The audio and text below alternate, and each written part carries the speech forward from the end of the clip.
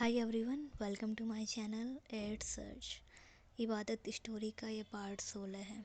इसके पिछले भाग में हमने देखा था कि अनिका को जब शाम के वक्त राधिका उसके बालकनी में नहीं दिखती तो परेशान होकर अनिका राधिका के घर पर आती है, जहाँ पर अनिका को पता चलता है कि राधिका को फीवर है।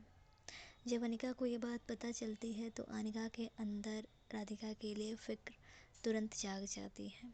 यहीं तक भाग हुआ था। तो इस भाग को शुरू करने से पहले हमें एक शायरी की नीड है। ये शायरी इस तरीके से है कि कोई पूछे मुझसे मेरी आखिरी ख्वाहिश, मैं तुम्हारी ही चाहत करूँगा। तुम्हें मेरा तड़पना पसंद है, सो मैं अपने तड़पने को अपनी आदत करूँगा। रखूँगा तेरी हर एक निशानियाँ संभाल के, कुछ इस तरह मैं अपने ज़ख्मों की हिफाजत करूँगा। मैं तुम्हें पा तो नहीं सकता हूँ, पर मैं तुम्हें दूर से देखूंगा और तुम्हारी इबादत करूंगा। कैसी लगी बताइएगा। तो चलिए शुरू करते हैं आज के भाग को। अनिका राधिका के पापा के साथ राधिका के घर पर एंटर करती है। इस वक्त ये लोग हॉल एरिया में थे। अनिका को राधिका का रूम नहीं पता था, फिर भी अनिका इधर उधर देख रही थी। राधिका की रूम को तलाशने की एक नाकाम कोशिश। अनिका वहाँ पर आए हुए उसके 5 सेकंड भी नहीं बीते था, तब तक जो राधिका की माँ थी वो किचन से अपने हाथ में बाउल, उसमें पानी और रुमाल के साथ बाहर आती हैं। वो अनिका को देखती हैं। अनिका को देखकर वो पूछती हैं कि बेटा अनिका, आप यहाँ पर? जिस पर अनिका कहती है कि आंटी, वो राधिका से मिलना था। अनिका उनके हाथ में जो भी चीज़ें थीं वो सारी चीज़ें देखती है। उसे अंदाज़ा लग जाता है कि राधिका को कितना तेज फीवर होगा। यहाँ पर अनिका की बात सुनकर जो राधिका की माँ थी वो कहती हैं कि बेटा, मैं राधिका के रूम में ही जा रही हूँ, तुम भी चलो मेरे साथ, वहीं पर राधिका से तुम्हारी मुलाकात हो जाएगी। यहाँ अनिका कहती है कि ठीक है आंटी, और ये लोग आते हैं राधिका के रूम की तरफ। अनिका राधिका के रूम के गेट पर खड़ी थी। बेड पर लेटी हुई राधिका, जिसने अपनी आंखें बंद की थी, उसे अंदाज़ा तक नहीं था कि उसकी फ़िक्र के चलते अनिका उसके घर तक आ जाएगी। अनिका राधिका की तरफ देखती है। राधिका, जिसका फेस फीवर के कारण काफ़ी डल पड़ गया था, उसका अट्रैक्शन एक डलनेस से घिर चुका था। अनिका उसे देखती है। यहाँ पर राधिका की माँ कहती हैं अनिका को अंदर आने के लिए। अनिका पहली बार राधिका के रूम में अपने कदमों की आहट करती है। उसके कदमों की आहट सुनकर राधिका अपनी आँखें धीरे धीरे खोलती है, पर उसकी आँखें प्रॉपर खुल नहीं रही थी। राधिका को पता नहीं था कि अनिका वहाँ पर आई है। उसे लगता है कि उसकी माँ आई हैं। यहाँ पर जो राधिका की माँ थी वो राधिका के बगल में बैठ जाती हैं। अनिका भी राधिका के आस पास ही बैठ जाती है, पर राधिका से थोड़ी दूरी पर। राधिका की माँ राधिका को उठाने ही जा रही थी, पर अनिका उन्हें रोकते हुए कहती है कि आंटी रहने दीजिए, उन्हें फ़ीवर है, उन्हें रेस्ट की नीड है। तो उसकी माँ कहती हैं कि बेटा, पर आपको इनसे बात करनी थी ना, मतलब राधिका से आपको बात करनी थी ना। तो अनिका कहती है नहीं आंटी, बस मैं पूछने आई थी कि वो ठीक है कि नहीं है, मुझे पता चल गया, बाकी इससे ज़्यादा कुछ नहीं। इस वक्त उन्हें रेस्ट की नीड है, उन्हें सोने दीजिए। राधिका की माँ स्माइल करती है। अनिका कहती है कि आंटी, क्या मैं थोड़ी देर यहाँ पर रुक सकती हूँ? तो उसकी माँ कहती हैं कि हाँ बेटा, क्यों नहीं, आप रुक सकती हैं। अनिका राधिका के बगल में ही बैठे रहती है और राधिका को देखने लगती है। भले ही राधिका के चेहरे की नोट फीवर के कारण कम थी, पर अनिका के लिए वो चेहरा अब भी उतना ही आकर्षक, उतना ही मनमोहक था जितना पहले उसे लगता था। राधिका को कुछ भी आभास नहीं था। यहाँ पर जो राधिका की माँ थी वो ठंडे पानी की पट्टी राधिका को करना स्टार्ट करती हैं। अनिका राधिका की माँ से लो टोन में बात कर रही थी। वो उनसे पूछती है कि राधिका को कब से फीवर है, जिस पर उसकी माँ बताती हैं कि आज मॉर्निंग से ही वो थोड़ा लो फील कर रही थी। अनिका फिर उनसे पूछती है कि आंटी, इन्होंने दवा ली है? तो जिस पर वो कहती हैं कि हाँ बेटा, इन्होंने दवा ली है और डॉक्टर के पास गई थी। डॉक्टर ने कहा है कि क्लाइमेट चेंज के कारण ही ऐसा हुआ है।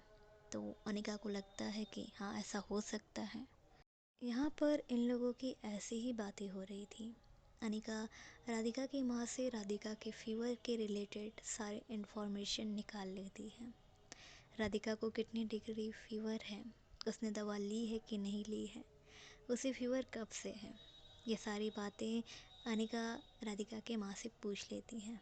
यहाँ राधिका की माँ राधिका को पट्टी कर रही थी, पर नीचे से राधिका के पापा की आवाज़ आती है, जिसे सुनकर उन्हें जाना पड़ता है। कमरे में अनिका और राधिका अकेले थे। राधिका, जो कि अपने आंखें बंद करके लेटी हुई थी, उसे होश नहीं था, पर अनिका राधिका की तरफ देख रही थी। अनिका अपनी पोजीशन थोड़ी चेंज करती है और वहाँ पर आकर बैठती है जहाँ पर राधिका के फेस को वो और करीब से देख सकती थी। वो ऐसा क्यों करती है, इसका पता अनिका को भी नहीं था। राधिका की माँ के चले जाने के बाद अनिका राधिका के फ़िक्र में ही जो ठंडे पानी की पट्टी राधिका की माँ कर रही थी, अनिका वो खुद राधिका की करने लगती है। वो राधिका के फॉरहेड पर जो ठंडे पानी का पट्टी थी वो कर रही थी। राधिका को फील हो जाता है कि ये टच उसकी माँ का नहीं है, ये किसी और का है। राधिका अपनी आंखें खोलती है धीरे धीरे और वो अपने इतने करीब अनिका को देखती है। जब अनिका को इतने करीब वो देखती है तो वो थोड़ी शॉक्ड होती है। अनिका यहाँ अनिका भी राधिका की तरफ देखती है और ये देखती है कि राधिका ने अपनी आंखें खोल दी हैं। ये लोग एक दूसरे की तरफ देखते हैं। अनिका तुरंत ही थोड़ी पीछे हट जाती है। यहाँ राधिका भी थोड़ी पीछे हटने की कोशिश करती है, पर उससे ये नहीं हो पाता। राधिका अनिका को देखकर उससे पूछती है, आप यहाँ पर? जिस पर अनिका कहती है कि मैं आपसे मिलने आई थी। राधिका फिर क्रॉस क्वेश्चन करती है, क्यों? तो अनिका कहती है कि ऐसे ही। तो राधिका कहती है, क्या ऐसे ही? तो यहाँ पर अनिका कहती है कि मुझे लगा कि कुछ हुआ है, मुझे ऐसी फीलिंग हो रही थी, इसलिए मैं आई हूँ। अनिका का ये जवाब सुनकर राधिका फिर सोच में पड़ जाती है। कैसी फीलिंग? वो पूछती है अनिका से कि कैसी फीलिंग। तो अनिका को क्या कहे, इसका जवाब अनिका के पास नहीं था। पर अनिका जवाब देते हुए कहती है कि वो आप नहीं आई थी बालकनी में और मुझे लगा कि शायद कुछ हुआ होगा, इसलिए मैं आई हूँ यहाँ पर आपसे मिलने के लिए। यहाँ पर आई तो मुझे पता चला कि आपको फ़ीवर है, वो भी सुबह से। यहाँ पर राधिका कहती है कि अगर आप आई थी तो मुझे उठाना चाहिए था। तो अनिका कहती है कि आपको फ़ीवर था, आपको रेस्ट की नीड थी, तो मैं कैसे आपको उठा सकती थी। राधिका इतना कहती है और वापस से अपनी आंखों को बंद कर लेती है। ज़्यादा बोलने की कैपेसिटी उस वक्त उसके में नहीं थी। फिर राधिका अपनी आंखें खोलती है। अनिका कहती है कि आप रेस्ट करिए, आइज़ ओपन करने की नीड नहीं है। राधिका कहती है, पर आप आई हैं तो कुछ बातें हो जाए। तो अनिका कहती है कि इसकी नीड नहीं है, आप अपनी आंखें बंद करे रखिए और रेस्ट करिए। इतना कहकर वो राधिका को सुला देती है। अनिका के इतना कहे हुए 5 मिनट बीतते हैं, तब तक राधिका वापस से सो जाती है। अनिका फिर से राधिका के करीब आकर ठंडे पानी से उसकी पट्टी करने लग जाती है। फोरहेड पे ठंडे पानी की पट्टी करने के बाद जो अनिका है वो राधिका के हाथों पर ठंडे पानी की पट्टी करना शुरू करती है। ये सारी चीज़ें केयर में थी, इसमें कोई भी रॉन्ग इंटेंशन नहीं था। बस एक सॉफ्ट साइड, एक केयर जो केवल राधिका के लिए अनिका की थी, वो इस वक्त साफ साफ दिख रहा था। अनिका जब राधिका को टच कर रही थी तो उसे पता था ये गलत नहीं है, जो ये कर रही है वो उस वक्त ये सही है। राधिका ने इस चीज़ की परमिशन नहीं दी थी। राधिका ने अनिका को उसे टच करने की परमिशन नहीं दी थी। ना ही अनिका को राधिका को टच करने की परमिशन मिली थी। पर अनिका को यहाँ पर ये फीलिंग थी कि वो जो इस वक्त कर रही है वो जायज़ है, वो सही है। इसलिए वो थोड़ी बहुत भी हिचकिचाती नहीं है और बड़े ध्यान से राधिका के हाथों पर ठंडे पानी की पट्टी करने लग जाती है। अनिका ठंडे पानी की पट्टी कर रही थी। कुछ देर बाद ये ठंडे पानी की पट्टी भी हो जाती है। अनिका काफ़ी अच्छे से राधिका का उस वक्त ख्याल रख रही थी। पट्टी करने के बाद अनिका चुपचाप राधिका के बगल में खामोश बैठ जाती है। अब तक राधिका की माँ कमरे में नहीं आई थी। अब अनिका इधर उधर देखने लग जाती है राधिका के रूम को। राधिका के रूम में किताबों के सिवा, कॉपी के सिवा कुछ ज़्यादा नहीं था। अनिका वहाँ से उठती है और जहाँ पर राधिका की स्टडी टेबल थी वहाँ पर जाती है। स्टडी टेबल पर रखी सारी मोटी मोटी किताबों को देखकर अनिका राधिका की तरफ टर्न होकर कहती है कि कितना स्टडी करती हैं आप, इतनी मोटी मोटी किताबें कौन पढ़ता है यार। स्टडी टेबल के बगल में ही एक तस्वीर थी। उस तस्वीर में डॉक्टर का कोट पहनी हुई एक लड़की थी। अनिका उस तस्वीर की तरफ देखती है और उन किताबों की तरफ देखती है। अनिका को लगता है कि शायद से राधिका को नीट की तैयारी करनी है, यानी कि वो डॉक्टर बनना चाहती है। वो थोड़ा बहुत बुक्स को देखती है और समझ जाती है कि जो अंदाज़ा लगा रही थी वो अंदाज़ा सटीक था। राधिका को डॉक्टर बनना था, राधिका का ये ड्रीम था। वहाँ पर जो भी स्टिकर्स चिपकाए हुए थे, अनिका हर एक स्टिकर को पढ़ रही थी। कुछ में तो नोट्स थे और कुछ में डॉक्टर बनने के लिए सारी जो पॉजिटिव थॉट्स थे वो सारे राधिका ने अपने हाथों से लिखे हुए थे। अनिका राधिका की हैंड राइटिंग को देखती है, फिर धीमी आवाज़ में कहती है कि वाह कितनी अच्छी हैंड राइटिंग है। राधिका की हैंड राइटिंग काफ़ी अच्छी थी।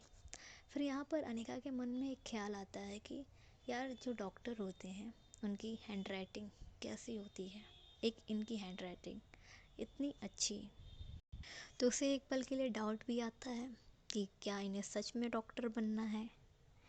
फिर वो कहती है यार ऐसा थोड़े नहीं हो सकता है, अगर ऐसा होता तो इनकी राइटिंग इतनी अच्छी होती ही नहीं। वैसे अनिका का ये पॉइंट ऑफ व्यू काफ़ी सही है। जो डॉक्टर होते हैं यार उनकी हैंड राइटिंग बिल्कुल नहीं समझ में आती है, 1% तक नहीं समझ में आती है। बट अनिका को राधिका की हैंड राइटिंग समझ में आ रही थी, तो उसे इस बात पे डाउट आता है कि जो अभी उसने कंक्लूजन निकाला है कि राधिका को डॉक्टर बनना है, कहीं ये गलत तो नहीं। अब वो दोहरे सोच में पड़ जाती है। उसकी सोच थोड़ी और डीप होती है कि उसने जो भी सोचा वो सही है या गलत है। तो वो कहती है कि खुद ना वो राधिका से ही पूछ ले।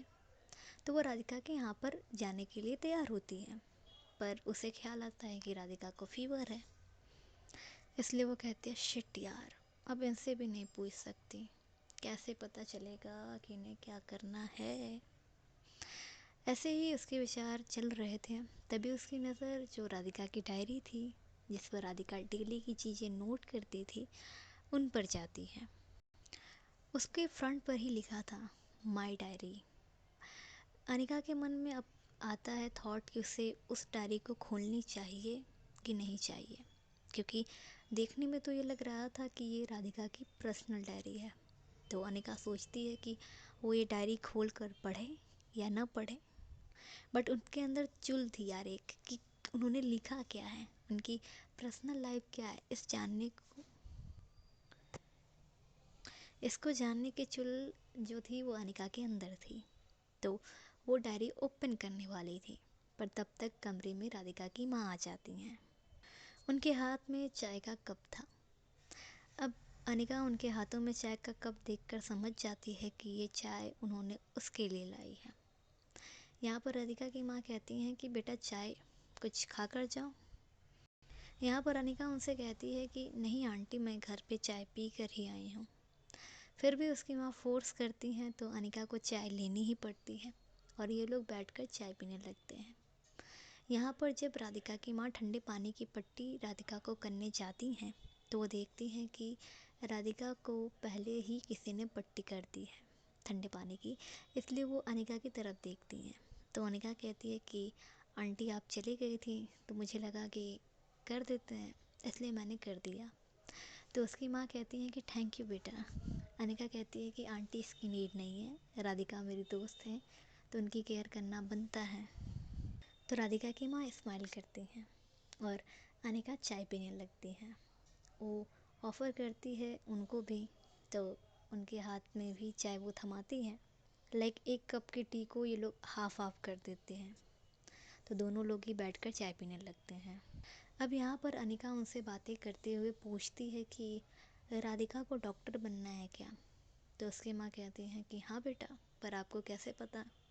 तो अनिका कहती है कि उनके रूम की हालत देखकर लग रहा है, और वो उस तस्वीर को दिखाते हुए कहती है।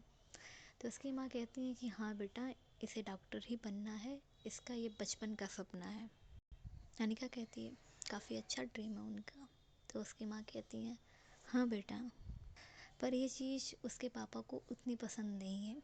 वो चाहते थे कि राधिका यूपीएससी करे, पर इसका ड्रीम है नीट करना, यानी डॉक्टर बनना, तो ये उसी को परस्यू कर रही है। उसके पापा भी अब कोई एतराज़ नहीं जताते। तो अनिका कहती है अच्छा। चाय ख़त्म होती है, अब अनिका को यहाँ से जाना था। अनिका जाने के लिए तैयार होती है। तब तक कमरे में राधिका के पापा भी आ जाते हैं। अनिका उनसे भी थोड़ी बातें करती है और जाने लगती है। अब यहाँ पर जो अनिका है वो जाने वाली थी, लेकिन उसके पापा अनिका को रोकते हुए कहते हैं, वो अनिका को समझाते हैं, कहते हैं कि बेटा राधिका चुप चुप रहने वाली लड़की है, उसके काफ़ी दोस्त भी नहीं हैं, उसे मेरे ड्यूटी की वजह से स्टेट छोड़ने पड़ते हैं, प्लेसेस चेंज करने पड़ती हैं, तो उसके इस वक्त कोई फ्रेंड नहीं है, और हम लोगों की इकलौती बेटी है तो काफ़ी अकेला फील करती है। अनिका बड़े ही ध्यान से उनकी बातों को सुनने लगती है। राधिका के पापा अनिका से पूछते हैं कि बेटा क्या तुम ऐसे ही कभी कभी राधिका से मिलने आ जाया करोगी, और वो सारा कारण भी बताते हैं कि राधिका अकेली है। तो अनिका सारी सिचुएशन अच्छे से समझती है, उसे क्या ही ऐतराज़ होगा, वो तो तुरंत ही हाँ कह देती है। अनिका कहती है कि हाँ अंकल क्यों नहीं। तो जो राधिका के पापा थे वो स्माइल करते हैं और अनिका को धन्यवाद कहते हैं। यहाँ पर ये लोग हॉल में थे। अनिका कहती है कि अंकल क्या मैं 2 मिनट में आऊँ। तो उसके पापा कहते हैं ओके। तो अनिका दौड़ते हुए राधिका के रूम में जाती है। ये अनिका के अंदर एक चुल थी, वो आती है और राधिका के बगल में बैठती है, और बिना कुछ जाने सोचे समझे वो राधिका के फोरहेड पर एक किस कर देती है। एक फोरहेड किस, सॉफ्ट और जेंटल। जब अनिका के लिप्स राधिका के फोरहेड पर टच होते हैं, राधिका नींद में ही करा उठती है, और अनिका राधिका को कहती है प्यारी लगती हैं आप। इतना कहकर वो फिर से दौड़ते हुए नीचे आ जाती है। ये एक्शन सडन हुए थे, अनिका ने क्यों किया था ये उसे भी नहीं पता था। अनिका को वहाँ से जाते हुए राधिका ने देख लिया था। दरअसल उस वक्त राधिका सोई नहीं थी, उसने जस्ट अपनी आंखें बंद की थी और उसने इस किस को फील किया था। भले ही वो नींद में थी, पर वो अनिका के हर एक एक्शन को फील कर रही थी। उसके लिए उसकी केयरिंग को सब कुछ राधिका फील कर चुकी थी। अनिका इन लोगों को बाय बोलती है और वहाँ से अपने घर पर वापस आ जाती है। एक स्माइल अनिका के फेस पर थी। आज उसने राधिका को किस किया था। भले ही जेंटल था, भले ही सॉफ्ट था, पर उसने राधिका को किस किया था। ये खुशी, ये एक्साइटमेंट, ये एक्शन उसने क्यों लिया उसे कुछ पता नहीं था, पर एक केयर, एक सुकून उसे मिला था उस वक्त। उसके दिल को एक राहत सी मिली थी उस किस पे। अनिका अपने ही धुन में मस्त होकर के कमरे में जाने ही वाली थी, पर हॉल में उसकी माँ अनिका को रोक लेती हैं। अनिका ने दीपिका को बताया था कि वो बाहर गई थी, उसने अपनी माँ को नहीं बताया था। तो उसकी माँ अनिका से पूछती हैं कि कहाँ गई थी। अनिका अपनी माँ की आवाज़ सुनकर क्योंकि अनिका अभी तक टर्न नहीं हुई थी। वो सीढ़ियों पे चढ़ी हुई थी, उसकी जो बैग थी वही बस उसकी माँ को नज़र आई थी और अनिका ने अपनी माँ को नहीं देखा था। तो जब अनिका अपनी माँ की आवाज़ सुनती है तो वो बिना टर्न हुए ही खुद से कहती है, यार इन्हें भी जवाब देना पड़ेगा, अब क्या बोलूँ। वो टर्न होती है और अपनी माँ की तरफ देखती है और सीढ़ियों से उतर कर वहाँ पर आती है। क्या बोले वो? अब वो ये थोड़े बोलेगी कि राधिका से मिलने गई थी। कोई बहाना उसे बनाना था, वो भी जल्दबाजी में। अनिका की माँ फिर अनिका से पूछती हैं कि बता कहाँ गई थी। अनिका कहती है कि वो माँ मैं। तो उसकी माँ कहती हैं कि हाँ कहाँ कहाँ गई थी। तो अनिका कहती है कि वो माँ मैं अनु के साथ गई थी। तो उसकी माँ कहती हैं अनु के साथ, पर कहाँ पर? तो अनिका कहती है हम लोग थोड़ा सा घूमने गए थे। तो उसकी माँ कहती हैं कि घूमने, पर अनु तो आई ही नहीं यहाँ पर। तो वो कहती है कि माँ वो गेट पर थी, हम लोग आपस में मिले और वहीं से बाहर घूम कर आ गए। फिर उसकी माँ कहती हैं कि अगर तुम घूमने गई थी तो ना तो तुमने बाइक ली ना ही तुमने कार ली, तो तुम लोग गए कहाँ थे? सच सच बता, तू गई कहाँ थी? तो अनिका कहती है कि और अब क्या कहूँ अपने मन में। तो उन्हें थोड़ा समझाती हुए कहती है कि माँ मैं बाहर ही गई थी अनु के साथ। वो आज हम लोगों के अंदर ख्याल आया कि बिना बाइक के चलते हैं, ऐसे ही टहलते हैं, टहलने से हेल्थ अच्छी होती है। हाँ ना माँ? तो उसकी माँ कहती है हाँ टहलने से सेहत अच्छी होती है। तो अनिका कहती है बस माँ, वही हम लोग टहलने गए थे थोड़ा सा, इससे ज़्यादा कुछ नहीं। तो उसकी माँ कहती है ठीक है। अनिका कहती है कि लाख लाख बचे। और वो बिना कुछ, वो जानती थी कि अगर वो वहाँ पर और रुकेगी तो उसकी माँ उससे और सवाल पूछेंगी, इसलिए वो बिना कुछ कहे दौड़ते हुए अपने रूम में चली जाती है। तो आज की कहानी यहीं तक। मिलते हैं अगले भाग में। ये पार्ट कैसा लगा बताइएगा और कहानी कैसी लग रही है ये भी बताइएगा। धन्यवाद आप सभी का।